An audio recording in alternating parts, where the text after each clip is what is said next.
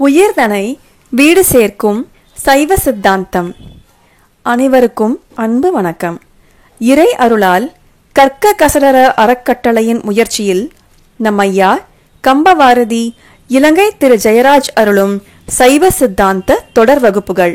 3ஆம் பாடம் ஞானாசிரியர் அருணந்தி சிவாச்சாரியார் அருளிய சிவஞான சித்தியார்.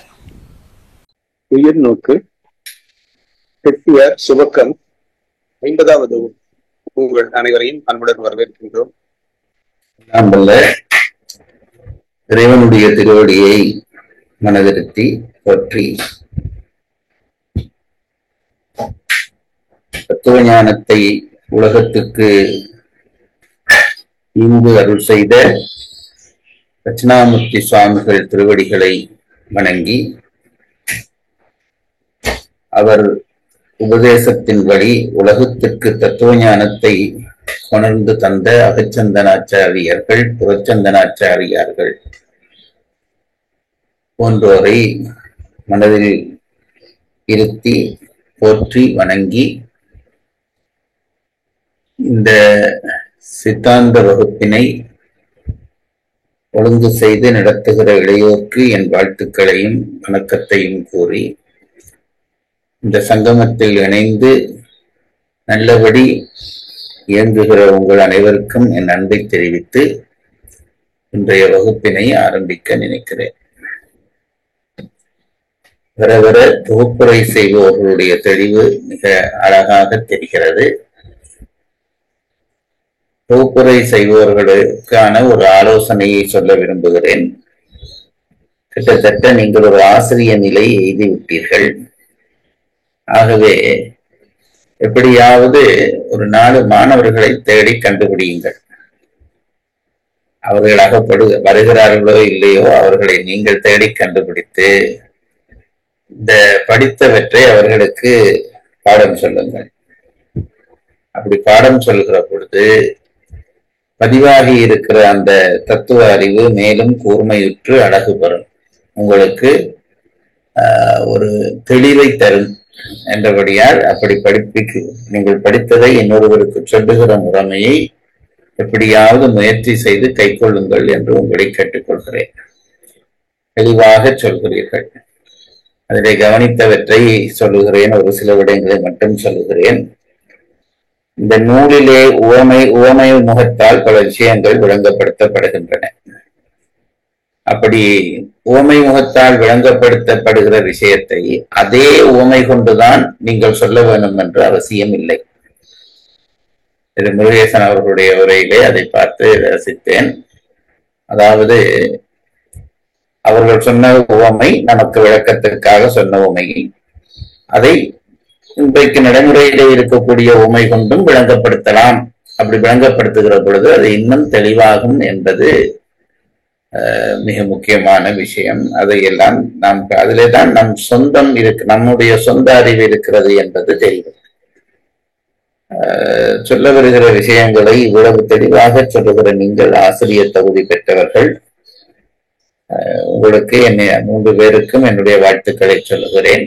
சகோதரி மிக அருமையாக தெளிவாக தன்னுடைய அந்த பாயிரவியலுக்கான விளக்கங்களை தெளிவாக எடுத்து சொன்னார். அதுபோல நிறைவாக பேசிய சகோதரர்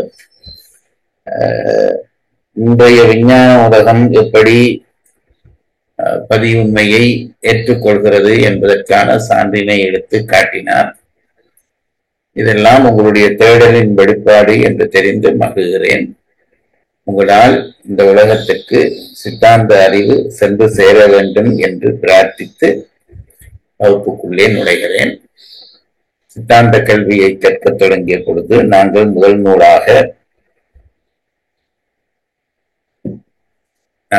நூலாக உண்மை விளக்கம் என்ற நூலை கற்கிற வாய்ப்பு கிடைத்தது. மனவாசகம் கடந்த தேவர் என்று சொல்லப்படுகிற ஞானியினாலே ஆக்கப்பட்ட அந்த உண்மை விளக்கம் என்ற நூலை நாங்கள் எங்களுடைய ஆனந்தராஜன் ஐயா அவர்களாகிவிட்ட ஆனந்தராஜன் ஐயா அவர்களுடைய உரையின் துணை கொண்டு கற்றோம். அதற்கு பிறகு நாங்கள் உமாபதி சிவாச்சாரியாரால் இயற்றப்பட்ட திருவருட்பயன் என்கின்ற நூலை யாழ்ப்பாணத்தைச் சேர்ந்த சைவ பெரியார் சிவபால சுந்தரனார் அவர்களுடைய உரைத்துணையோடு கற்று முடித்தோம் என்ற சொல் தவறு. அந்த நூலை படித்து ஓரளவு தேர்ச்சி பெற்றோம். அதைத் தொடர்ந்து இப்பொழுது சிவஞான சித்தியார் என்கின்ற அனந்தி சிவாச்சாரியார் என்கின்ற பெருமகனால் இயற்றப்பட்ட நூலினை கற்று வருகிறோம். அதற்கான உரையினை நமக்கு திருவிளங்கம் ஐயா, யாழ்ப்பாணத்தைச் சேர்ந்த திருவிளங்கம் ஐயா அவர்கள், திருவிளங்க தேசிகர் என்று போற்றப்படுகிற திருவிளங்கம் ஐயா அவர்களது உரையினுடைய வழிகொண்டு இப்பொழுது கற்று வருகிறோம். இந்த நூலினுடைய தொடக்கத்திலே பாயிரவியல் என்கின்ற ஒரு இயல் அமைக்கப்பட்டிருக்கிறது. அந்த பாயிரவியலிலே 6 பாடல்கள் இருக்கின்றன என்பதை சகோதரி அவர்கள் எடுத்து காட்டினார். அதற்கு பிறகு பாயிரவியலுக்கு பிறகு அளவையியல் என்கின்ற பகுதி நமக்கு சொல்லப்படுகிறது. அதிலே அளவை இலக்கணம் என்ற அந்த பகுதியிலே அளவைகள் எத்தனை வகைகள், ஒரு உண்மையை அறிவதற்கு தேவையான கருவிகளாக இருக்கக்கூடிய இந்த பிரமாணங்கள் பற்றிய விவரங்களை எல்லாம் தெளிவாக எடுத்துச் சொன்னீர்கள். உங்களுக்கு என்னுடைய நன்றிகள். அதைத் தொடர்ந்து நூலுக்குள்ளே நாங்கள் இறங்குகிறோம். பிரமாணவியல் என்று சொல்லப்படுகிற அந்த பகுதி நூலை கற்பதற்கான கருவியை நமக்கு ஆக்கி தருகிறது. ஒரு நூலை எப்படி படிக்க வேண்டும், எப்படி அந்த ஒரு உண்மையை நிறுவ வேண்டும் என்கின்ற பகுதியை அளவை இலக்கணம் நமக்கு சொல்லித் தருகிறது. அதையும் படித்த பிறகு முதலிலே இறை வணக்கம், பிறகு நூலுக்கு நுழைவதற்கு துணை செய்கிற அறிவு, அதற்கு பிறகுதான் நூலுக்குள்ளே நாங்கள் இறங்குகிறோம். அந்த முதல் சூத்திரத்திலேயே 2 விடயங்கள் சொல்லப்படுகின்றன. அந்த முதல் சூத்திரத்திலே தான் முதல் ஈறுமாகி என்கின்ற அந்த அடியை தான் முதலாகி பிறகு தான் ஈறாகி என்று 2ஆக பிரித்து கொண்டு இறைவன் எப்படி இந்த உலகத்திற்கு காரணனாகிறான் என்கின்ற விவரத்தை சொல்கிறது. இந்த நூலுக்குள்ளே நுழைகிற பொழுது முதலிலே பதி உண்மை பேசப்படுகிறது. அதற்கு பிறகு பதி இலக்கணம் பேசப்படுகிறது. ஒரு பொருள் உண்டு என்று சொல்ல வேண்டும், நிறுவ வேண்டும். அதற்கு பிறகுதான் அந்த பொருள் என்ன செய்கிறது, அதனுடைய இயல்பு என்ன என்று சொல்ல வேண்டும். அந்த வகையிலே முதலிலே பதி உண்மை சொன்னார்கள். அதற்கு பிறகு பதி இலக்கணம் சொல்கிறார்கள். பதி உண்மை மாற்று சமய கருத்துக்களோடு ஏற்படக்கூடிய மாற்று செய்தி, மாற்று விடயங்களை நமக்கு விளங்கப்படுத்தி அதற்கு பிறகு நாங்கள் பதி இலக்கணத்துக்குள்ளே நுழைகிறோம். அதிலே இறைவன் எப்படி இந்த உலகத்தை படைக்கிறான், தோற்றுவிப்பதற்கு காரணமாகிறான் என்ற செய்தியை கற்றோம். அதற்கு பிறகு இறைவன் எப்படி இந்த உலகை உலகினுடைய முடிவுக்கும் ஒடுக்கத்துக்கும் காரணமாகிறான் என்கின்ற பகுதி பற்றி இப்பொழுது படித்துக் கொண்டிருக்கிறோம். அதிலே நாங்கள் கடைசியாக படித்தது 55வது பாடல். இன்றைக்கு 56வது பாடலுக்குள்ளே நுழைய வேண்டும். 55வது பாடலினுடைய தொகுப்புரையை படித்துவிட்டு 56வது பாடலுக்குள்ளே நுழைவோம். பாடல் 55 பொழிப்புரை. சங்கார காலத்திலே சிவபெருமான் ஒருவரே அன்றி மற்றைய இருவரும் ஒடுங்காது தத்தம் ஆற்றலோடு நிலைபெறுவர் என்று சொல்லின் அது சங்காரமாகாது. அவர் ஒடுங்குவராயின் பின் உலகம் தோன்றுதற்கும் நிலைபெறுதற்கும் வழியில்லை எண்ணின் ஒடுக்கிய சங்காரக் கடவுளே ஆதாரமாய் நின்று பின்னும் உலகத்தை தோற்றுவித்து நிலைபெறச் செய்வர்.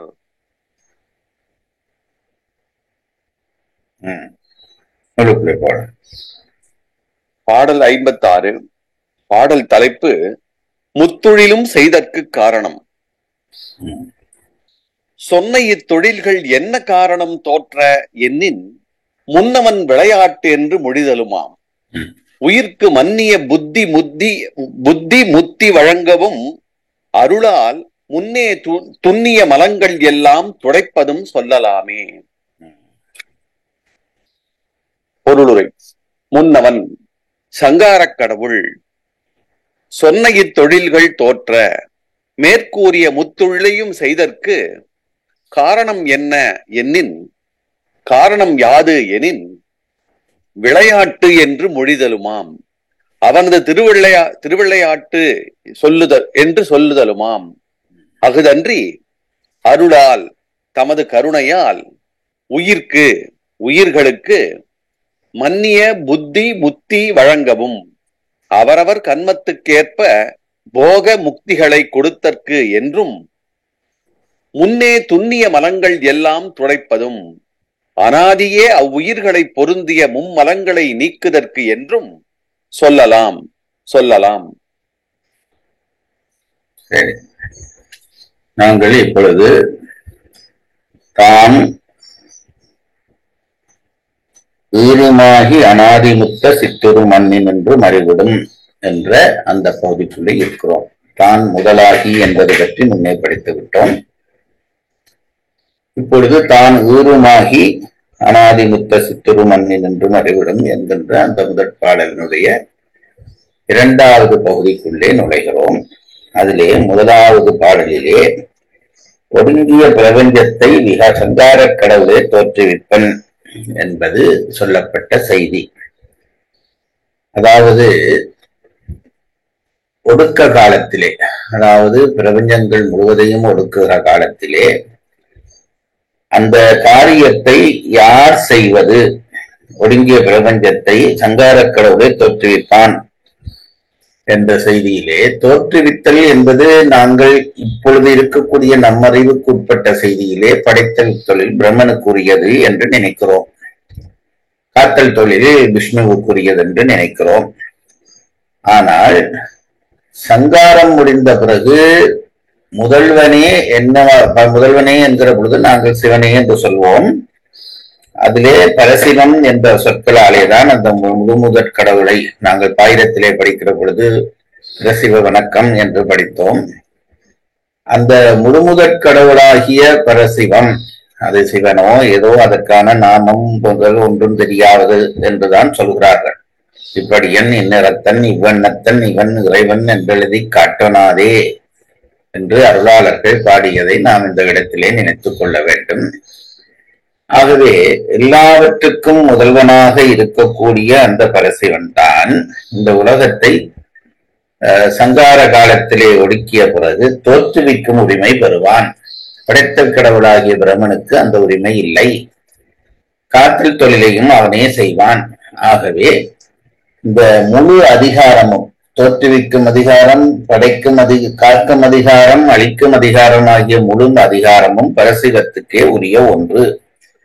அப்படியானால் மற்றவர்கள் எல்லாம் என்ன செய்தார்கள்? அவருடையும் படைத்தல் தெய்வம் என்றுதானே சொன்னோம் என்றால், பரசிவம் என்ன செய்யும் என்றால் தனக்குரிய அந்த அதிகாரத்தை பகிர்ந்து அதை வாங்கக்கூடிய அல்லது செயல்படுத்தக்கூடிய ஆன்மாக்களை தேர்ந்தெடுத்து அவர்களுக்கு இந்த அதிகாரங்களை, தன்னுடைய அதிகாரங்களை பகிர்ந்து வழங்கி இந்த காரியங்களை செய்து வருகிறது.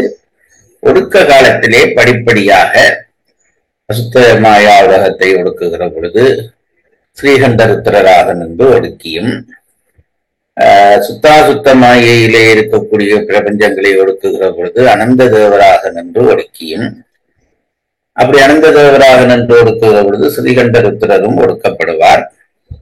அதற்கு பிறகு இறுதி நிலையிலே சுத்த பிரபஞ்சத்தை ஒடுக்குகிற பொழுது தானே நின்று ஒடுக்கியும், அக்காலத்திலே அனந்ததேவருக்கு பரமுத்தி கொடுப்பதுமாகிய செயல்களை செய்து இறைவன் செயல்படுவான் என்பதைத்தான் நாம் படித்துக் கொண்டு வருகிறோம். அதிலே இரண்டாவது பகுதியிலே ஒடுக்கிய பிரபஞ்சத்தை சங்காரக் கடவுளே தொற்றுவிப்பான் என்பது முதல் பகுதி. முத்தொழிலும் செய்தல் பற்றி முதல்வன் விகாரியாகான். இடையிலே மாற்றுச் சமத்தேவர்கள் ஒரு கேள்வி கேட்கிறார்கள். படைத்தலையும் செய்கிறான், காத்தலையும் செய்கிறான், அழித்தலையும் செய்கிறான். இது மூன்றும் வேறு வேறுபட்ட தொழில். படைத்தல் தொழிலுக்கு அழித்தல் தொழில் முற்றாக வேறுபட்ட தொழில். ஒரே தன்மையான தொழிலை செய்யலாம், வேறுபட்ட தொழிலை செய்கிற பொழுது விகாரியாக ஒரு சூழ்நிலை வந்துவிடுமே என்றால் அப்படியாகான் என்பதை அவர்கள் நிறுவிவிட்டு போகிறார்கள்.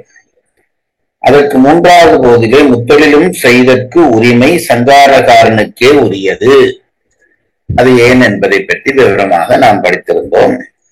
அடுத்தது முத்தொழிலும் செய்தற்கு காரணம் என்பதுதான் முக்கியம். எல்லாம் நிறுவி விட்டோம், முத்தொழிலையும் சங்காரகாரனே செய்கிறான் என்றால் சரி, இந்த முத்தொழிலையும் சங்காரகாரனன் ஏன் செய்ய வேண்டும்? வினாக்கள் எழும்புகிற பொழுதுதான் விடைகள் தெளிவுபட பிறக்கும். நம் ஞானிகள் தாம் விளங்கியதை நமக்கு விளங்குவதற்காக இத்தகைய வினாக்கள் மூலம் நமக்கு தெளிவுபடுத்துகிறார்கள். அதுதான் இந்த பாடலிலே சொல்லுகிறது. முத்தொழிலும் செய்ய வேண்டும், செய்கிறது நடக்கிறது, அது எங்கெங்கே எப்படி எப்படி நடக்கிறது, யாரால் நடக்கிறது, அதற்கு மூல காரணமாக இருக்கிறவன் சங்கார கடவுள் என்பதை எல்லாம் சொல்லிவிட்டு கேள்வி எழுப்புகிறார். இந்த முத்தொழிலை ஏன் செய்ய வேண்டும் என்பதற்கான பதிலை இந்த பாடல் தரப்போகிறது. படியுங்கள். சொன்ன இத்தொழில்கள் என்ன காரணம் தோற்ற எண்ணின் முன்னவன் விளையாட்டென்று மொழிதலுமாம்.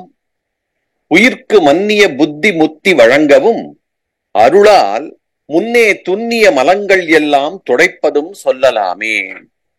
2 காரணங்களுக்காக இந்த செயல்களை இறைவன் செய்கிறான். தோற்றி ஒடுக்குவது என்று வருகிற பொழுது இதை ஏன் செய்கிறான் இறைவன்? சங்காரகாரனுக்கு இது என்ன வேலை, முத்தொழிலும் ஏன் செய்ய வேண்டும் என்ற கேள்விக்கு பதில் சொல்லுகிறார். முதல் பதில் என்னவென்றால், விளையாட்டாக அவர் அதை செய்கிறார் என்பது முதல் பதில். 2வது பதில், ஆன்மாக்களினுடைய மல பரிவாகம் ஏற்படுவதற்காக செய்கிறான் என்பது 2வது பதில். அதைத்தான் இந்த பாடலிலே சொல்லப் போகிறார்கள். ஒரு விஷயத்தை செய்வதற்கு ஒரு காரணம் வேண்டும். காரணம் இல்லாமல் காரியம் இல்லை என்பது நமக்கு தெரிந்த விஷயம்.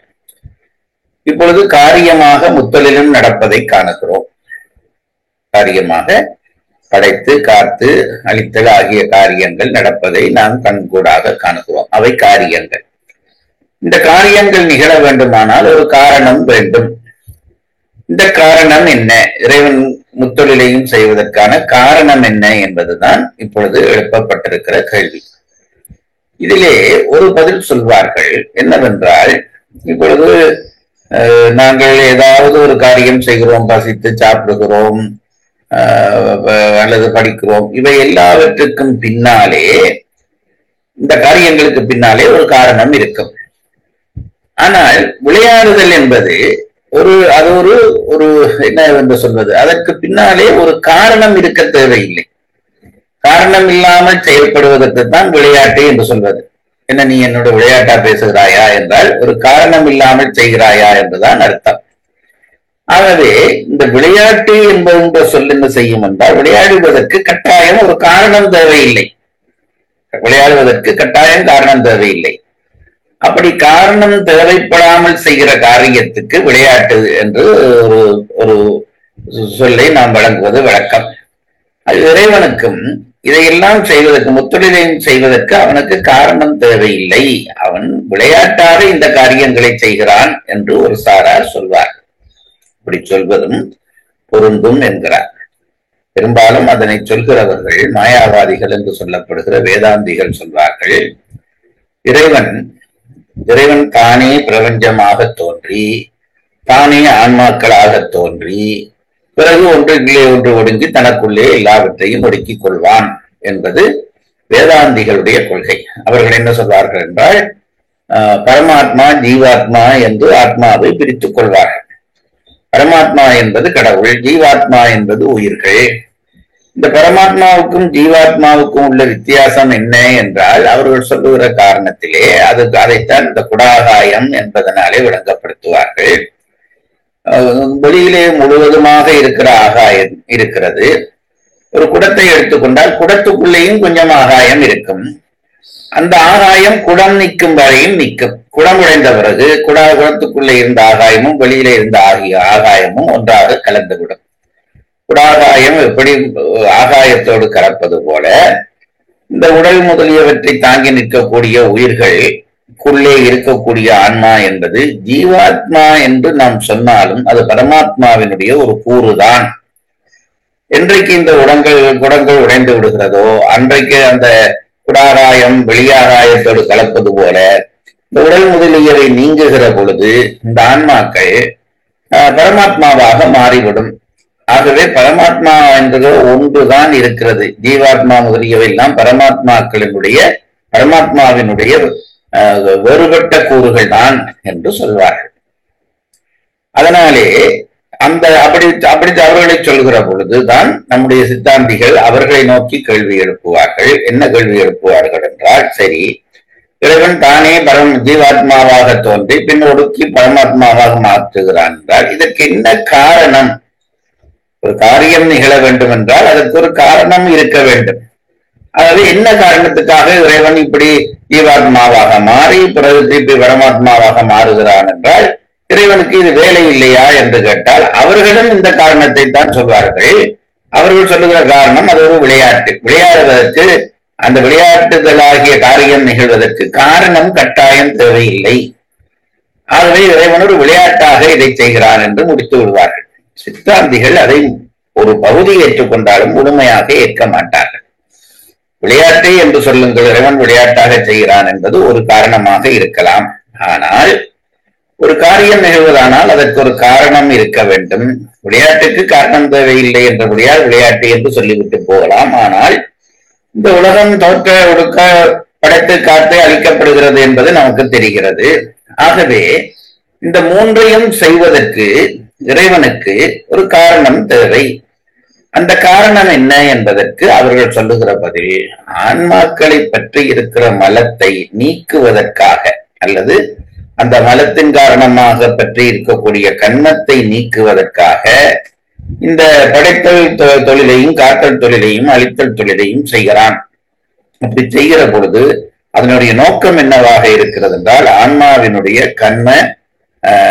கண்ம விடயங்களை நீக்குவதுதான் அதனுடைய நோக்கமாக இருக்கிறது என்பதுதான் இவர்கள் சொல்ல வருகிற விடயம். அதுதான் இந்த பாடல் 2 பகுதியாக சொல்லுகிறது. ஒன்று விளையாட்டு என்கிறது, பிறகு என்ன காரணத்துக்காக இறைவன் அந்த விளையாட்டை செய்கிறான் என்றும் சொல்லுகிறார்கள். படிக்கிறது. பொருளுரை. முன்னவன் சங்காரக் கடவுள் சொன்ன இத்தொழில்கள் தோற்ற மேற்கூறிய முத்தொழிலையும் செய்தற்கு. கவனித்து பாருங்கள், உரையாசிரியருடைய தெளிவு இந்த சித்தாந்திகளாகிய நமக்கு இருக்கிறதை விட அவருடைய தெளிவு எவ்வளவு தெளிவு என்பதற்காக சொல்லுகிறேன். பாடல் என்னவென்று தொடங்குகிறது என்றால், முன்னவன் விளையாட்டென்று என்று அந்த 2வது வரியிலே வரும். இந்த காரியத்தை முத்தொழிலையும் ஏன் செய்கிறான் என்றால் முன்னவன் விளையாட்டாய் செய்கிறான். நாங்கள் எழுதினால் என்ன எழுதுவோம்? முன்னவன் என்ற உடனே சிவபெருமான் என்று எழுதுவோம். அவர் என்ன எழுதுகிறார் பாருங்கள், சங்கார கடவுள், ஒட்டுமொத்த பிரபஞ்சத்தையும் கடைசியிலே ஒடுக்குகிறவனாகிய அந்த சங்கார கடவுள். நாம் அவனுக்கு சிவன் என்று பெயர் வைத்துக் கொள்வோம், அவ்வளவுதான். அது நாமத்துக்குரிய ஒன்று அல்ல, நாமத்தால் சுட்டப்படுகிற ஒன்றும் அல்ல, நம் அறிவால் விளங்கப்படுகிற ஒன்றும் அல்ல. சித்தமும் செல்லா சேட்சியன் காண்க என்று திருவாசகத்திலே சொல்வார். ஆகவே அறிவினுடைய நுண்ணறிவாக இருக்கக்கூடிய சித்தத்தால் கூட அவனை நாம் விளங்கிக் கொள்ள முடியாது. விளங்கிக் கொள்ள முடியாத ஒரு பொருளுக்கு பெயர் வைப்பதோ வடிவம் அமைப்பதோ அது ஒரு பொருத்தமற்ற செயல். அதனாலேதான் இவர்கள் சங்கார கடவுள் என்றே பெயர் வைத்திருக்கிறார்கள். சங்கார கடவுள் என்றால் நிச்சயமாக ஒன்று தெரிகிறது, இவற்றை எல்லாம் செய்கிறவன் அந்த கடவுள் என்றபடியால் அவனுக்கு சங்கார கடவுள் என்று பெயர் வைக்கிறார்கள். அதனால்தான் முன்னவன் என்பதற்கு சங்கார கடவுள் என்று பொருள் அமைத்து கொண்டு உரையை தொடங்குகிறார். சங்கார கடவுள் சொன்ன இத்தொழில்கள் தோற்ற மேற்கூறிய முத்தொழிலையும் செய்தற்கு காரணம் என்ன என்னின், காரணம் யாதெனின் விளையாட்டு என்று மொழிதலுமாம், அவனது திருவிளையாட்டென்று சொல்லுதலுமாம். அவரன்றி இதிலே பாருங்கள், இந்த சங்கார கடவுள் படைத்தல் காத்தல் அளித்தல் என்ற முத்தொழிலையும் ஏன் செய்கிறான் என்ற கேள்விக்கு பதிலாக அவர்கள் சொல்லுகிறது, முத்தொழிலையும் செய்வதற்கு காரணம் என்ன என்று கேட்டால் அதற்கு பதில் சொல்லுகிற பொழுது விளையாட்டு என்று மொழிதலுமாம். இந்த உம்மன்னா என்ற ஒரு எழுத்து நம்முடைய மொழியிலே எத்தனையோ மாற்றங்களை ஏற்படுத்தும் என்பது பற்றி நான் சொல்லி இருக்கிறேன். அதிலே ஒன்று மொழிதலுமாம் என்றால் வேறொரு விஷயமும் இருக்கிறது என்று அர்த்தம். அப்படி வேணுமென்றால் சொல்லலாம், அப்படி சொல்லலாம் என்பது வேண்டுமென்றால் சொல்லலாம் என்றால் இன்னும் வேறொரு விஷயம் இருக்கிறது. ஆகவே முத்தொழிலையும் செய்வதற்கு விளையாட்டு என்பது ஒரு காரணமாகலாமே தவிர அதுவே காரணமாக முடியாது என்று நினைத்து அடுத்ததை சொல்லுகிறார்கள். அகுதன்றி அருளால் தமது கருணையால் உயிர்களுக்கு மன்னிய புத்தி முத்தி வழங்கவும் அவரவர் கன்மத்துக்கேற்ப போக முத்திகளை கொடுத்தற்கு என்றும். இங்கே புத்தி என்ற சொல் போகத்தை குறிக்கிறது, போகத்தையும் முத்தியையும் குறிப்பது. முன்னே துண்ணிய மலங்கள் எல்லாம் துடைப்பதும் அனாதியே அவ்வுயிர்களை பொருந்திய மும்மலங்களை நீக்குதற்கு என்றும் சொல்லலாம். நாங்கள் ஒன்றை முடிவாக நன்றாக விளங்கிக் கொள்ளுங்கள். நாங்கள் படிக்கிறோம், தொகுப்புரைகள் செய்கிறோம், ஆகவே நாங்கள் சித்தாந்தம் படித்து விட்டோம், எங்களுக்கு சித்தாந்தம் விளங்கிவிட்டது என்று தயவு செய்து நினைத்து விடாதீர்கள். நாங்கள் சித்தாந்தத்தை நோக்கி நகர்ந்து கொண்டிருக்கிறோம். சித்தாந்தம் நம்மை விட ஒரு சூரியன் இருக்கிற தூரத்திலே இருக்கிறது. நாங்கள் இருக்கிற தூரம் அதுல இருந்து இன்றைக்கு இங்கே இருக்கிற தூரம் போன்ற தூரம் தான். படிக்க படிக்க படிக்க படிக்க உள்ளே போய்கொண்டே இருப்போம். ஆகவே எங்களுக்கு இது வந்து விட்டதென்று முழுமையாக நினைக்க கூடாது. நினைத்தால் அந்த அளவிலே அறிவு நின்று போகும். அதை நன்றாக நினைத்துக் கொள்ள வேண்டும். ஏன் சொல்லுவென்றால் இதில் வருகிற விஷயங்கள் மிக முக்கியமான விஷயங்கள். இறைவன் ஏன் இந்த முத்தொழிலையும் செய்கிறான் என்றால் விளையாட்டு என்று சொல்லுதலுமாம். அது சரி.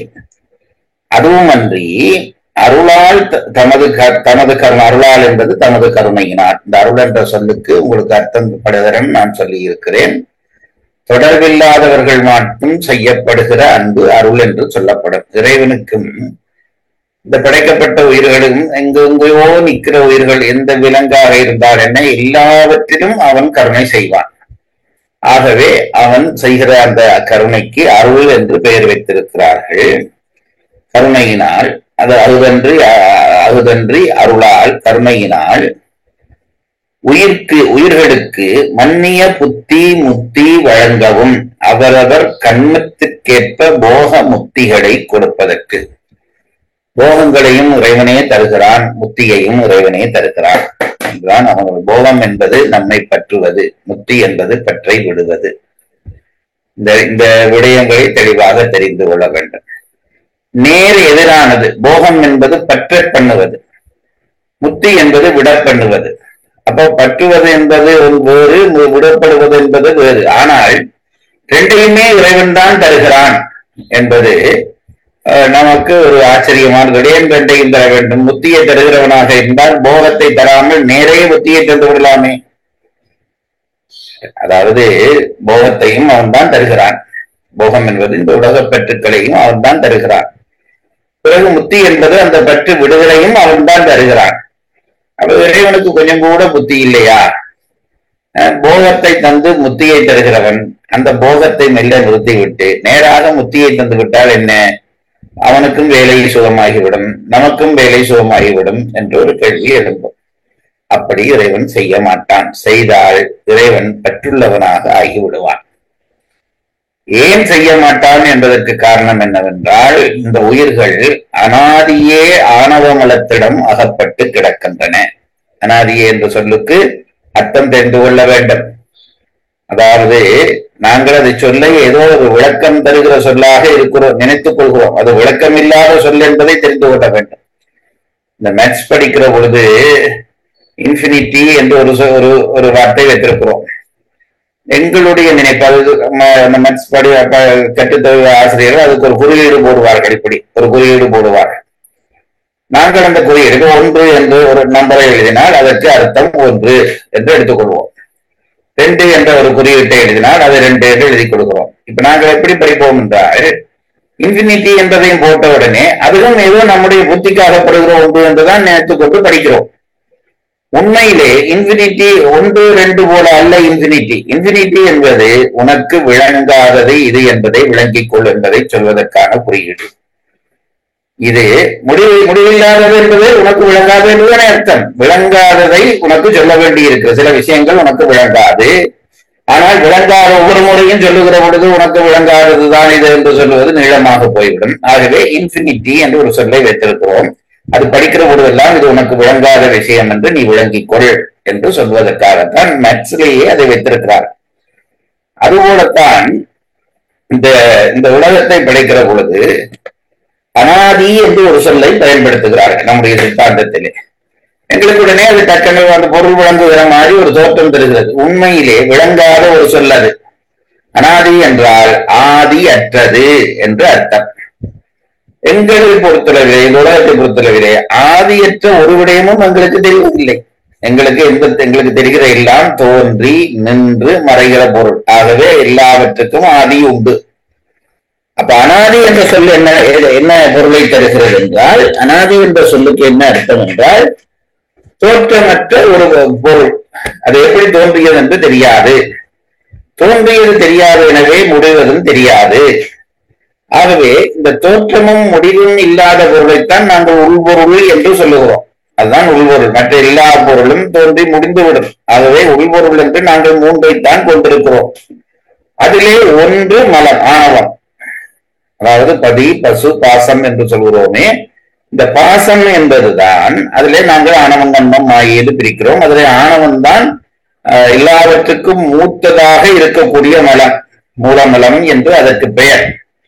அது இருக்கிறபடியால் தான் கண்மம் என்ற மலம் நம்மை பெற்றுகிறது, மாயை என்ற மலம் நம்மை பெற்றுகிறது. இதில் தெளிவாக இன்னொரு விஷயத்தை தெரிந்து கொள்ள வேண்டும். ஆணவம் இருப்பதால் தான் கண்மம் தோன்றியது என்று சொல்லக்கூடாது. ஆணவம் இருப்பதால் தான் கண்மம் நன்மை வந்து சேர்ந்தது என்று சொல்ல வேண்டும். ஆணவம் இருப்பதால் தான் கண்மம் தோன்றியது என்றால் கண்மத்துக்கு தோற்றம் உண்டு என்று வந்துவிடும். ஆகவே முடிவுண்டு என்று வந்துவிடும். அது மட்டுமல்ல, இதுல உள்நுழைந்து பார்க்கிற பொழுது பல விஷயங்கள் நமக்கு வரப்போகிறது. இப்போ இந்த கண்மம் என்ற ஒன்றை அப்படியானால் நாங்கள் நித்த பொருளிலே எடுத்துக்கொள்ளலாமா? ஏனென்றால் இப்ப படிக்கிற பொழுதே நீங்கள் படிப்பீர்கள், எனக்கு கண்மம் இருக்கிறது, இந்த கண்மம் என்னுடைய முத்து நிலையிலே இல்லாமல் போகிறது. உங்களுக்கு அது புரிகிறதா? அதாவது நான் செய்த வினைப்பயன்களாலேதான் பிறவிகளை எடுத்துக்கொண்டு இருக்கிறேன். இதுதான் கண்மம். அப்படி கண்மம் இருக்கிற ஆணவத்தினாலே கண்மம் விளைகிறது. கண்மம் விளைகிற பொழுது பிறகு கண்மம் நீங்கிறதற்காகத்தான் நாங்கள் மாயினுடைய துணை கொண்டு தனுகரண புவன போகம் பெற்று முயற்சித்துக் கொண்டு இருக்கிறோம். இது அடுத்த நிலை. அப்ப இப்ப கேள்வி என்னவென்றால், இந்த கண்மம் நமக்கு தோன்றுகிறது, பிறகு முத்தி நிலையிலே கண்மம் இல்லாமல் போகிறது, ஆணவம் வழிகட்டு போகிறது, கண்மம் இல்லாமல் போகிறது என்று படிக்கிறோம். அப்ப தோன்றி இல்லாமல் போகிற கண்மத்தை எப்படி நாங்கள் நித்த பொருளாக எடுத்துக்கொள்வது, உள்பொருளாக எப்படி எடுத்துக்கொள்வது? ஆகவே அது ஏற்புடையதன்று என்றால் அது பற்றி ஆராய வேண்டிய விஷயம் நிறைய இருக்கிறது. மூல கண்மம் என்று ஒரு விடயத்தை வைத்துக்கொண்டு அது பற்றி பல நூல்கள் உட்பட எழுதியிருக்கிறார். கண்மம் என்கின்ற ஒன்று நிலையானதுதான்.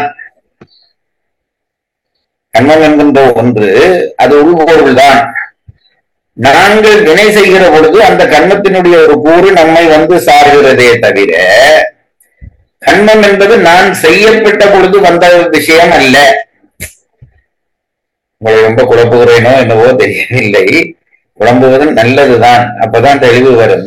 என்னவென்றால், இந்த கண்மத்தினுடைய முதல் நிலை எனக்கு எப்படி கண்மம் வந்தது என்று ஒரு கேள்வி எடுத்துக்கொள்கிறோம். எடுத்துக்கொண்டால் நான் ஒரு பிறவியிலே செய்த செயல், அந்த செயலிலே நன்மை தீமை செய்தால் அதனுடைய வினையைத்தான் நான் அடுத்த பிறவியிலே அனுபவிக்கிறேன். அடுத்த பிறவியிலேயோ அடுத்த பிறவிகளிலே அனுபவிக்கிறேன். நேர அடுத்த பிறவி என்று சொல்லக்கூடாது, அடுத்த பிறவிகளிலே அனுபவிக்கிறேன். அப்போ எனக்கு கண்மம் ஒரு பிறவியிலே செய்த வினையாலே எனக்கு கண்மம் வந்து சேர்ந்தது. இது நாங்கள் வைத்திருக்கிற ஒரு முடிவு.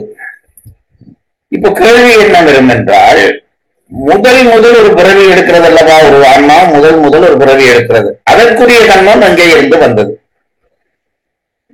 ஒரு பிறவி எடுத்து அதற்கு பிறகு எடுக்கிற பிறவியிலே அந்த பிறவி செய்த கண்மம் வந்தது என்று வைத்துக் கொள்வோம்.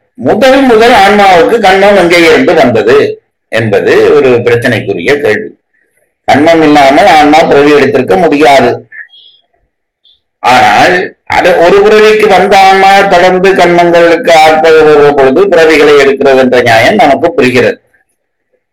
கேள்வி என்னவென்றால் முதல் ஒரு ஆன்மா பிறவி எடுக்க காரணம் எங்கே, அதுக்கான கண்மம் எங்கே இருந்து வந்தது என்று ஒரு கேள்வி கிளப்புகிறார்கள். அதைத்தான் மூல கண்மம் என்று சொல்கிறார்கள். அதற்கு பதில் சொல்லுகிற பொழுது அவர்கள் விளக்கம் சொல்லுகிறவர்களுக்கு சொல்லுகிறார்கள் என்றால், ஆணவம் என்பது நம்மை பற்றி இருக்கிற முக்கியமான மலம். அந்த ஆணவ மலத்தை போய் ஆன்மா சார்ந்து விடுகிறது. எப்போ? அனாதியே சார்ந்து விடுகிறது. எப்ப சார்ந்தது என்று சொல்லாதே என்று அர்த்தம், உனக்கு தெரியாதது. அனாதியே சார்ந்து விடுகிறது. அனாதியே சார்ந்து விடுகிறது என்றால் என்ன அர்த்தம் என்றால் தெரியாது. எப்போ உயிர் இருந்த காலத்திலேயே பதியும் இருந்தது, மலமும் இருந்தது. இது மூன்றும் உள்பொருள் என்றபடியால் எப்பவும் இருக்கும். எப்பவும் இருக்கும் என்றால் எந்த தேதியிலே என்ன டேட் என்று கேட்காதே, அது எப்பவும் உள்ள பொருள். அப்படி இருக்கிற பொழுது இந்த உயிருக்கு சிற்றறிவு உண்டு, இறைவனுக்கு பேரறிவு உண்டு, மலத்துக்கு அறிவில்லை. இது நான் படித்திருக்கிற விஷயம். அப்படியானால் இப்ப சொந்தக்காரர்கள் யார் என்று கேட்டால் இறைவனும் உயிரும் தான் சொந்தக்காரர்கள். ஏனென்றால் ரெண்டு பேருக்கும் அறிவு உண்டு. அவருக்கு பேரறிவு, இதற்கு சிற்றறிவு. மலத்துக்கு அறிவு இல்லை, ஆகவே அவர் புறத்தி, அவர் வேற யார். அப்போ இந்த சிற்றறிவுள்ள உயிர் உண்மையிலே ஆளை சேர்ந்திருக்க வேண்டும் என்று கேட்டால் தனக்கு உறவான இறைவனை சேர்ந்திருக்க வேண்டும். எப்போ சேர்ந்திருக்க வேண்டும்? அனாதியே சேர்ந்திருக்க வேண்டும். ஆனால் இந்த சிற்றறிவுள்ள உயிர் இறைவனை சேராமல் மலத்தை போய் சேர்ந்து விடுகிறது. என்ன காரணம் என்றால் நன்மையும் தீமையும் இருக்கிற பொழுது தீமையை நாடுவது உயிர் குணம், அது இயல்பு. அதனாலேதான் அங்கே போய் சேர்ந்து விட்டது என்கிறார்கள். அப்ப அது சரி, சேர்ந்து விட்டது. இப்போ இந்த சேர்ந்த உடனே என்ன ஆகும் என்றால் ஆணவம் என்பது இருள், அது இருள் மலம் என்றே சொல்லுகிறார்கள். இந்த அறிவுள்ளதாகிய உயிர் அந்த ஆணவ மலத்தை போய் நாடி அதை போய் சேர்ந்தவுடனே ஆணவ மலம் இதை நாடாது, இதுதான் ஆணவ மலத்தை நாடும். ஏனென்றால் ஆணவ மலம் என்பது அறிவற்ற ஒன்று. ஆணவம் ஒரு உயிரையும் பற்றுவதில்லை, உயிர்தான் ஆணவத்தை பற்றுகிறது. ஏனென்றால் உயிருக்கு அறிவு உண்டு, ஆணவத்துக்கு அறிவு இல்லை. அறிவில்லாத ஆணவம் வந்து உயிரை பற்ற முடியாது. அறிவுள்ள உயிர்தான் ஆணவத்தை போய் பற்றின உடனே அதற்குள்ளே மூழ்கி விடுகிறது. மூழ்கி விட்டால் அதற்கு ஒன்றும் தெரியவில்லை என்றால் இருள்மலத்துக்குள்ளே போன காரணத்தினாலே அதனாலே அசைய முடியவில்லை, செயல்பட முடியவில்லை. இதெல்லாம் வந்தவுடனே உயிருக்கு இயல்பான ஒரு வெறுப்பு வரும். செயல்படக்கூடிய ஒருவரை செயல்பட முடியாத இடத்திலே அடைத்து வைத்தால் அது பற்றிய ஒரு வெறுப்பு வரும். வெறுப்பு வருகிற கையோடு இதிலிருந்து எப்பொழுது நான் விடுபடப் போகிறேன் என்ற விருப்பு வரும். நான் சொல்லுறது உங்களுக்கு புரியும் நினைக்கிறேன். அப்போ ஆணவம் மயப்பட்டவுடனே உயிர்களுக்கு அது அதன் காரணமாக ஒரு வெறுப்பும் அதில இருந்து விடுபட வேண்டும் என்ற விருப்பும் வரும். அந்த விருப்பு வெறுப்பு தான் உயிர்களுக்கான முதல் கண்மம். அதிலே இருந்து பிறவி தோன்றும். அடுத்த கேள்வி பிறக்கும் அதிலே என்னவென்றால், அப்படியானால் எல்லா உயிர்களுக்கும் ஒரே அளவான பிறவிகள் அல்லவா வந்திருக்க வேண்டும். எல்லா உயிரும் இந்த கண்மத்திலே அகப்பட்டு ஆணவத்திலே அகப்பட்டு விடுபட வேண்டும் என்று விரும்பியது, அகப்பட்டதாலே வெறுத்தது. அப்ப அப்படி வேறுபட்ட எல்லா ஆண் மக்களுக்கும் ஒரே பிறவியை கொடுக்க அல்லவா வேண்டும். ஏன் இப்படி வேறுபட்ட பிறவிகள் வருகிறது என்றால், அப்படி ஆணவ மலத்தை 10 பேரை ஒரு அறையிலே பூட்டி வைத்து விட்டார்கள் என்று வைக்க, இருள் அறையிலே பூட்டி வைத்து விட்டார்கள் என்று வைத்துக் கொள்ளுங்கள். வைத்துக் கொண்டால் இந்த 10 பேருக்கும் வெறுப்பு வருகிறது, விருப்பம் வருகிறது. இதில் விடுபட வேண்டும் என்று விருப்பம் வருகிறது. 10 பேருக்கும் அது ஒரே அளவாக வராது. ஒருவன் இப்பொழுதே உடைத்துக் கொண்டு வெளியிலே போக வேண்டும் என்று நினைப்பான், இன்னொருத்தன் எப்படியும் இது உடைபடும் என்று நினைப்பான், இன்னொருத்தன் உடையிற பொழுது பார்த்துக் கொள்ளுவோம் என்று நினைப்பான். இது 3ஆக நான் வகுத்து சொன்னேனே தவிர இந்த 3க்கும் இடையிலே 300-3000 இயல்பு இருக்கு. அதனாலேதான் இந்த உயிர்களுக்கு எல்லாம் ஒரே விதமான பிறவி முதல் பிறவியிலேயே வாய்க்கவில்லை. அது அதனுடைய விருப்பு வெறுப்புக்கேற்ப பிறவிகள் வாழ்கிறது. அந்த விருப்பு வெறுப்பினுடைய வலிமைக்கேற்ப பிறவிகள் வாய்க்கிறது. அப்படி வாய்க்கிற பொழுது இந்த உயிர்கள் இந்த கண்ம அனுபவத்துக்கேற்ப பிறவியை எடுக்கின்றன என்பது ஒரு அர்த்தம். இதிலேயும் ஒரு பிழை இருக்கு. இதுதான் மூலகன்மம் என்றால், அதாவது முதல் அகப்பட்டு ஆணவத்திலே அகப்பட்டு அதனால் ஏற்பட்ட வெறுப்பும் அதிலே இருந்து விடுபட வேண்டும் என்ற விருப்பம் தான் கண்மம், முதல் கண்மம் என்றால் அதையும் ஏற்றுக்கொள்ள முடியவில்லை. இப்போ இவ்வளவு நேரம் சொன்னது நியாயம் போல பட்டது, ஆனால் அதையும் ஏற்றுக்கொள்ள முடியவில்லை. ஏனென்றால் அப்படி அந்த விருப்பும் வெறுப்பும் வந்தது என்றால் விருப்பும் வெறுப்பும் தோன்றியவை. ஆணவத்திலே அகப்பட்டிருக்கிறோம் என்ற வெறுப்பு வந்தது, விடுபட வேண்டும் என்ற விருப்பு வந்தது. அப்படியானால் என்ன அர்த்தம்? அதற்கு தோற்றம் உண்டு என்ற அர்த்தம். தோற்றம் உள்ள எல்லாம் அழிய வேண்டும், ஆகவே அந்த கண்மம் அழியும் என்றும் அர்த்தம். அப்ப என்ன ஆகிறது? கண்மத்தை உள்பொருள் ஒன்றாக சொல்ல முடியாது. நாங்கள் கண்மத்தை உள்பொருள் ஒன்றாகத்தான் சொல்லிக் கொண்டிருக்கிறோம். ஆணவம், கண்மம், மாயை மூன்றும் உள்பொருள் என்று சொல்லுகிறோம். கண்மம் தோன்றி பிறகு அழிகிற சாமானாக இருந்தால் அதை உள்பொருளாக சொல்ல முடியாது. அப்படியானால் அதையும் உள்ள கண்மம் என்று சொல்வது பொருத்தம் இல்லையே என்று வந்து விடுகிறது. அப்போதுதான் முக்கியமான கேள்வி பிறக்கிறது. கண்மம் என்பது நாம் செய்து நம்மிடம் வருகிற கண்மம் இருக்கிறதே, அதற்கு தோற்ற அழிவு உண்டு. ஆனால் எப்படி ஆணவம் என்ற ஒன்று நிலையாக இருக்கிறதோ, எப்படி மாயை என்ற ஒன்று தோற்ற முடிவில்லாமல் நிலையாக இருக்கிறதோ, கண்மவினை என்ற ஒன்றும் எங்கோ இருக்கிறது. நான் சொல்றது அதாவது அந்த கண்மவினையிலே இருந்து நாம் நான் வினை செய்தால் எனக்கு அது கண்மமாக மாற, கண்மம் என்ற ஒரு வினை நிரந்தரமாக இருக்க வேண்டும். கண்மம் என்ற ஒன்று நிரந்தரமாக இல்லாத பட்சத்திலே என்னுடைய விருப்பு வெறுப்பு கண்மமாக மாறாது. ஆகவே அந்த கண்மம் என்பது எங்கேயோ நிலையாக இருக்கிறது, அது என் செயலுக்கேற்ப என்னை வந்து பற்றுகிறது என்று அர்த்தம். அதனால்தான் இங்கே சொல்லுகிறார்கள், இந்த பிறவியை பற்றி சொல்லுகிற பொழுது சொல்லுகிறார்கள், அவரவர் கண்மத்துக்கேற்ப போக முத்திகளை கொடுத்தும் என்கிறார். அந்தந்த ஆன்மாக்கள் செய்கிற கண்மத்துக்கேற்ப அதனுடைய விருப்பு வெறுப்புக்கேற்ப கண்மம் வந்து பொருந்தும். எங்கே இருந்து? அந்த மூல கண்மத்திலே இருந்து ஒரு கண்மம் நம்மை வந்து பொருந்தும்.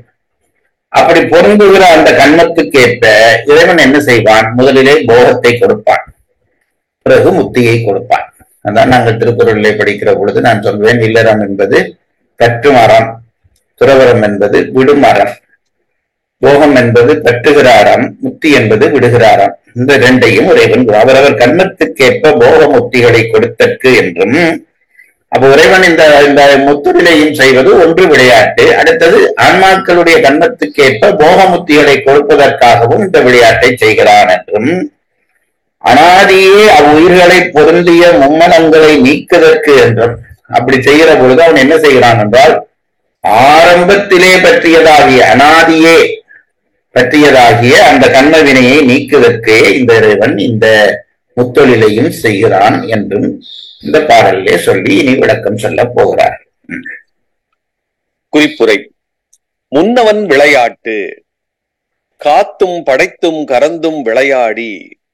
திருவாசகம் திருவெம்பாவை செய்யுள் 12 என்பது முதலிய திருவாக்குகள் பற்றி முத்தொழிலுக்கும் காரணம் விளையாட்டு என்று சொல்லப்பட்டது.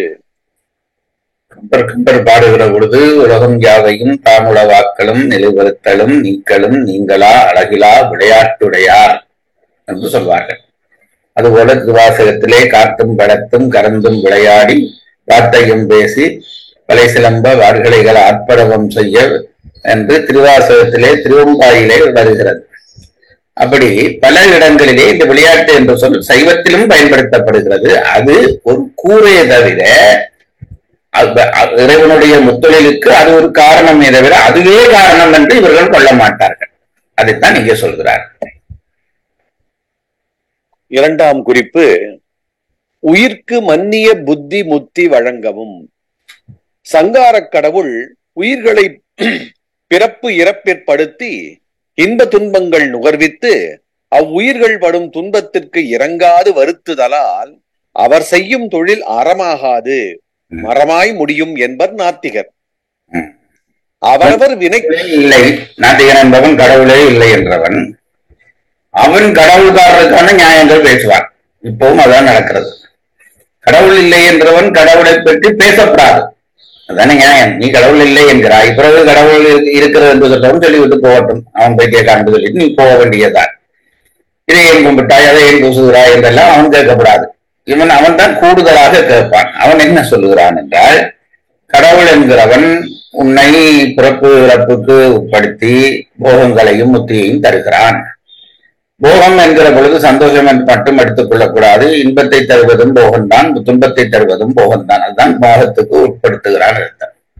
அவர் உயிர் துன்பப்படுகிற கண்மம் காரணமாக துன்பப்படுகிற பொழுது இந்த இறைவன் அதை பார்த்து கொண்டிருந்தால் அவன் கருணை இல்லாதவன் அல்லவா ஆகிவிடும். ஆகவே அது எப்படி பொருத்தம் என்று அவர்கள் எதிர்க்கிறார்கள். உயிர்கள் படும் துன்பத்துக்கு இறங்காது வருத்துதலார் அவர் செய்யும் தொழிலை அசையும் தொழில் அறமாகாது. அவருக்கு உயிர்களிலே பற்றில்லை, அன்பில்லை. அதனால் அவர் செய்கிற தொழில், இந்த முத்தொழிலையும் செய்கிற பொழுது கண்மத்துக்கேற்ப துன்பத்தையும் கொடுத்து அதை பார்த்து கொண்டிருப்பது என்பது அறமாகாது என்பர் நாத்திகர். அவரவர் வினைக்கு ஈடாக இன்ப துன்பங்களை நுகர்வித்தல் மலங்களை நீக்கி முத்தி கொடுக்கும் பொருட்டு ஆதலால் அத்தொழிலும் அறச்செயலேயாம். இந்த பயலுக்கு இதுக்கான காரணம் விளங்கவில்லை என்று இவர்கள் சொல்லுகிறார்கள். ஒரு தாய் பிள்ளையிலே அன்பு காட்டுகிறாள், உணவு ஊட்டுகிறாள், அவளுக்கு விளையாட்டு பொருட்கள் வாங்கி கொடுக்கிறாள், நல்ல உடை போட்டு விடுகிறாள். இதையெல்லாம் செய்கிற பொழுது தாய் அன்புள்ளவள். ஒரு தாய் பிள்ளையை துன்புறுத்துவாளா என்றால் துன்புறுத்தவும் செய்வாள். பிள்ளைக்கு நோய் வருகிற பொழுது மருந்து, கசப்பான மருந்தை பிள்ளை மாட்டேன் என்று நிற்கும், குடிக்கவே மாட்டேன் என்று நிற்கும். பிள்ளை மூக்கை பிடித்து அமர்த்தி காலுக்குள்ளே அந்த பிள்ளையை அழுத்தி பிடித்துக் கொண்டு மூக்கை பிடித்தால் வாயை ஆவென்று தெரியும் என்று வாயை ஆவண பண்ணி கசப்பான மருந்தை ஊற்றி விடுவாள். அப்போ இந்த காரியம் செய்கிற காரணத்தினாலே இந்த தாய் அறமில்லாதவள் ஆவாரா? நல்ல உணவு கொடுக்கிற பொழுது அவள் எவ்வளவு அறத்தோடு இருந்தாலோ அது போலத்தான் இந்த கசப்பை கொடுக்கிற பொழுதும் அந்த உயிரினுடைய மேம்பாட்டுக்காக, குழந்தையினுடைய மேம்பாட்டுக்காக செய்கிறாள் அல்லவா? அது போலத்தான் இறைவன் நல்ல அனுபவங்களை கொடுக்கிற பொழுதும் அவன் தாய்தான், இந்த கொடுமையான அனுபவங்களை கொடுக்கிற பொழுதும் அவன் அறத்தோடுதான் செய்கிறான் என்பதை தெரிந்து கொள்ள வேண்டும் என்கிறார். திருவள்ளுவர் சொன்னார், அறத்துக்கே அன்பு சார் என்ப அறியார் மரத்துக்கும் அகதே துணை என்றார். ஆகவே இந்த விஷயத்தை வைத்துக் கொண்டு இறைவனுக்கு அறம் இல்லை என்று நீ சொல்லாதே, அதுவும் அறம்தான் என்று சொல்லுகிறார். அவரவர் வினைக்கு ஈடாக இன்ப துன்பங்களை நுகர்வித்தல் மலங்களை நீக்கி முத்தி கொடுக்கும் பொருட்டாதலால் அத்தொழிலும் அறச்செயலேயாம். வழங்குதல் என்றால் கொடுத்தல். பிரம்மம் உலகமாயும் சீவர்களாயும் ஈஸ்வரனாயும் வடிவு கொண்டு விளையாடும். ஆகையால் இறைவனால் இந்த வசனம் கவனிக்க வேண்டும். பிரம்மம் என்று சொல்லப்படுகிற அது உலகமாகவும் நிற்கும், சீவர்களாயும் நிற்கும், ஈஸ்வரனாயும் நிற்கும். அப்ப பிரம்மம் வேற ஈஸ்வரன் வேற என்று போயிருக்கிறா? கீழே வருகிற இந்த சிறு தெய்வங்கள் அல்லது அதுக்குள்ளே வருகிற ஸ்ரீகண்டர், உத்தரர், அதுக்கு மேலே வருகிற அனந்த தேவர் எல்லாம் இறைவன் தான், அந்த பரம்பொருளாகிய பிரம்மம் தான் இந்த ஈஸ்வரர்களாக நின்று காட்சி தருகிறது. ஆகவே இந்த இறைவன் என்னென்னவா அந்த இறைவன் என்று நான் சொல்லப்படுகிறது, அந்த ஒரிஜினல் இறைவனை சொல்லுகிறேன். அப்படிதான் சொல்ல வேண்டியிருக்கிறது. இந்த மூலக்கடவுள் என்று சொல்லுகிற கடவுள் இந்த உலகத்திலே இந்த மூன்றாகவும் நிற்பான் என்கிறார். பிரம்மம் உலகமாயும் சீவர்களாயும் ஈஸ்வரனாயும் வடிவு கொண்டு விளையாடும். ஆகையால் இறைவனால் செய்யப்படுவது என்னும் அத்தொழில் வீண் தொழில் என்பர் மாயாவாதிகள். வீண்தொழில், அதாவது பயனற்று செய்கிற தொழிலைத்தான் வீண்தொழிலைத்தான் விளையாட்டு என்பது. ஆகவே இறைவன் இது சும்மா விளையாடுகிறார், ஆகவே இது வீண்தொழில் என்று சொல்வார்கள். இங்கனம் பிரம்மம் விளையாடுவதற்கு ஏது என்ன என வினவின் ஓர் ஏதுவும் இல்லை என்பர். அவர்களுக்கு அதுதான். அவர் என்ன சொல்வார்கள், இந்த இறைவன் இந்த மூன்றாக நின்று விளையாடுகிறான் என்றால் காரணம் என்ன என்றால் ஒரு காரணமும் இல்லை, விளையாட்டுக்கு காரணம் சொல்ல தேவையில்லை என்பார்கள் அவர்கள். ஆதலால் வீண் தொழில் என்பது கூடாது. அவர்கள் அப்படி சொல்வது பொருந்தாது. ஒரு காரணம் இல்லாமல் காரியம் செய்கிறான் என்கின்ற அந்த கருத்து பிழையானது. வீண் தொழில் என்றால் பயன் இல்லாத தொழில். உயிர்கள் புத்தி முத்திகளை பெறுதற்கு ஏதுவாய் இருத்தலால் இறைவன் தொழில் வீண் தொழிலாக மாட்டாது. அதுதான் காரணம் என்னவென்றால், அவன் விளையாட்டு செய்கிறான் என்று நீங்கள் சொல்வது ஒன்றுமே காரணம் இல்லாமல் செய்கிறான் என்பது இல்லை. உயிர்களுக்கு புத்தி முத்திகளை கொடுப்பதற்காகத்தான் இந்த தொழிலை செய்கிறான் என்கிற பொழுது அதை வீண் தொழில் என்று சொல்லக்கூடாது என்று சித்தாந்திகள் மறுக்கிறார்கள். இன்றைக்கு இந்த அளவிலே நிறுத்தி மற்ற பகுதியை அடுத்த வகுப்பிலே படிப்போம். உயிரை அன்பில் வளர்த்து அருளாக்கும் இம்முயற்சியில் இணைந்து பங்கேற்றமைக்கு நன்றி. இறைப்பணியான இம்முயற்சியின் மற்ற பதிவுகளை கேட்க www.karka.in வலைத்தளம் அல்லது யூடியூபில் கற்க கசடர சைவ சித்தாந்த தொடர் வகுப்புகள் என்ற இணைப்பிலும் காணலாம். நன்றி, வணக்கம். சிவார்ப்பணம்.